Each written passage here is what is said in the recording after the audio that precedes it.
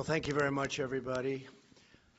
This has been long in the making. You've heard many, many speeches by me and talks by me and interviews where I talk about unfair trade practices. We've lost, over a fairly short period of time, 60,000 factories in our country, closed, shuttered, gone. 6 million jobs at least gone. And now they're starting to come back. You see what's happening with Chrysler, with Foxconn, with so many other companies wanting to come back into the United States. But we have one particular problem, and I view them as a friend. I have tremendous respect for President Xi. We have a great relationship. They're helping us a lot in North Korea, and that's China. But we have a trade deficit, depending on the way you calculate, of $504 billion. Now, some people would say it's really $375 billion. Many different ways of looking at it, but any way you look at it, it is the largest deficit of any country in the history of our world. It's out of control. We have a tremendous intellectual property theft situation going on, which likewise is hundreds of billions of dollars, and that's on a yearly basis. I've spoken to the president. I've spoken to representatives of China. We've been dealing with it very seriously. As you know, we're renegotiating NAFTA. We'll see how that turns out. Many countries are calling to negotiate better trade deals because they don't want to have to pay the steel and aluminum tariff. So we are negotiating with various countries. Mr. Lighthizer, Mr. Ross. We are just starting a negotiation with the European Union because they've really shut out our country to a large extent. They have barriers that they can trade with us, but we can't trade with them. They have very strong barriers. They have very high tariffs. We don't. It's just not fair. NAFTA has been a very bad deal for the United States, but we'll make it better, or we'll have to do something else. The deal we have with South Korea is a very one-sided deal. It's a deal that has to be changed. So we have a lot of things happening, but in particular with China, we're going to be doing a Section 301 trade action. It could be about $60 billion, but that's really just a fraction of what we're talking about. I've been speaking with the highest Chinese representatives, including the president, and I've asked them to reduce the trade deficit immediately by $100 billion. It's a lot.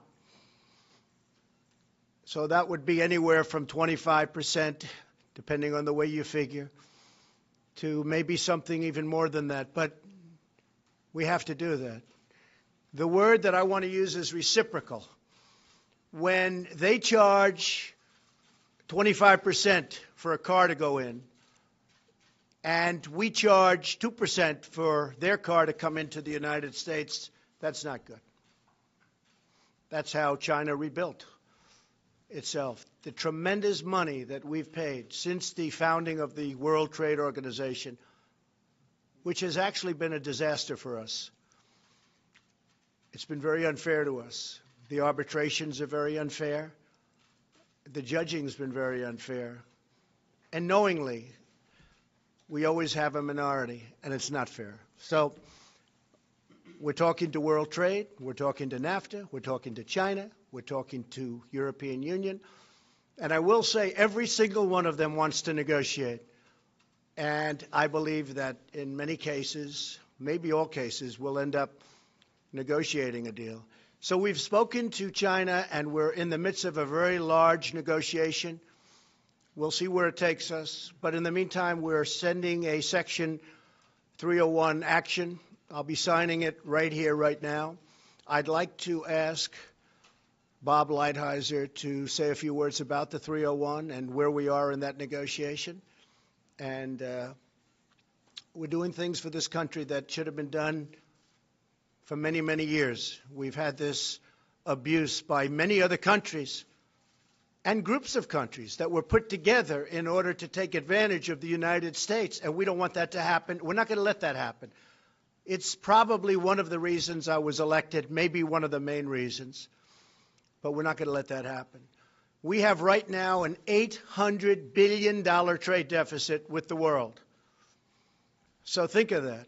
So let's say we have 500 to 375, but let's say we have 500 with China, but we have 800 total with the world. That would mean that China is more than half. So we're going to get it taken care of. And frankly, it's going to make us a much stronger, much richer nation. The word is reciprocal. That's the word I want everyone to remember. We want reciprocal, mirror. Some people call it a mirror tariff or a mirror tax. Just use the word reciprocal. If they charge us, we charge them the same thing. That's the way it's got to be. That's not the way it is. For many, many years, for many decades, it has not been that way. And I will say the people we're negotiating with, smilingly, they really agree with us. I really believe they cannot believe they've gotten away with this for so long. I'll talk to Prime Minister Abe of Japan and others, a great guy, friend of mine, and there'll be a little smile on their face. And the smile is, I can't believe we've been able to take advantage of the United States for so long. So those days are over. Ambassador Lighthizer, thank you. Well, thank you very much, Mr. President.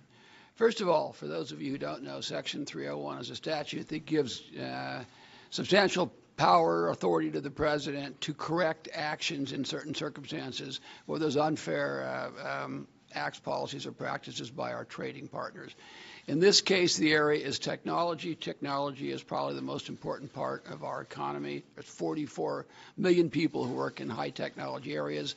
No country has as much technology-intensive industry as the United States, and technology is really the backbone of the future of the American economy. Given these problems, the President asked USTR to conduct a study. We conducted a thorough study. We had hearings. We reviewed tens of thousands of pages of documents. We talked to many, many business people. We had testimony, as I say, and we concluded that, in fact, China does have a policy of forced technology transfer, of requiring licensing at less than economic value, at state capitalism, wherein they go in and buy technology in the United States in non-economic ways, and then finally of cyber theft. The result of this has been that the President has analyzed it. We have a 200-page study which we'll put out, and he has concluded that we should put in place tariffs on appropriate products. We can explain later how we concluded what products they are, that we would put investment restrictions on China with respect to high technology, and that we'll file a WTO case because one of the actions here does involve a WTO violation. This is an extremely important action, very significant and very important for the future of the country, really across industries, and I would really like to thank you very much, Mr. President, for giving me the opportunity to work on it. Thank you very much, Bill. Secretary Ross. Intellectual property rights are our future, and it's no accident that in June of this year, the U.S. Patent and Trademark Office will issue its 10 millionth patent. 10 million patents. There's no country in the history of the world that remotely approaches that. So the steel and aluminum actions we've taken deal more or less with the present. This action on intellectual property rights deals with the future. So we're trying to solve both today's problem and problems that otherwise will be forthcoming. That's why these actions are so important and so important in unison with each other. We will end up negotiating these things rather than fighting over them, in my view. Mike Pence would like to say something? Thank you, Mr. President, and to all our honored guests. Today's action sends a clear message that this president and our entire administration are determined to put American jobs and American workers first. The action the president will take today under Section 301 also makes it clear that the era of economic surrender is over. The United States of America is taking targeted and focused action to protect not only American jobs, but America's technology, which will power and drive an innovation economy for decades to come. It is just one more step of a promise made and a promise kept by President Trump. So we'll sign right now. I just want to let everybody know, just for a second time, that we are in the midst of very major and very positive negotiations. Positive for the United States, and actually very positive for other countries also. We have some of our great business leaders, and leaders, period, right behind me.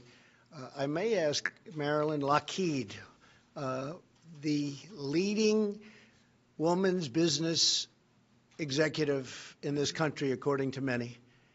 And we buy billions and billions of dollars worth of that beautiful F-35. It's stealth. You cannot see it. Is that correct? That's correct. Better be correct, right? Absolutely. Marilyn, please say a few words. Well, thank you, Mr. President. I would just say that this is a very important moment for our country in that we are addressing what is a critical area for the aerospace and defense industry, and that is protecting our intellectual property. As has been expressed, that is a threat to us if we have that stolen from our companies, because that is the lifeblood of our companies. And so we very much welcome this action on the part of the Trump administration and the President of the United States. Thank you. Thank you, Marilyn.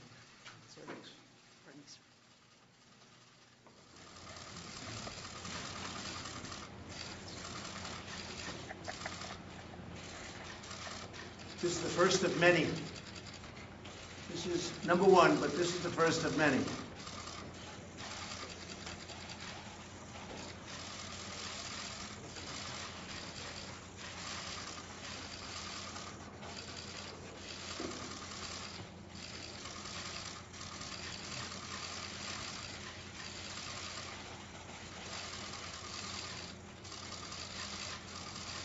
Thank you all very much. Marilyn? Thank you, Mr. President. Thank you very much. Would you like to testify in the special counsel Robert Mueller, sir? Thank you.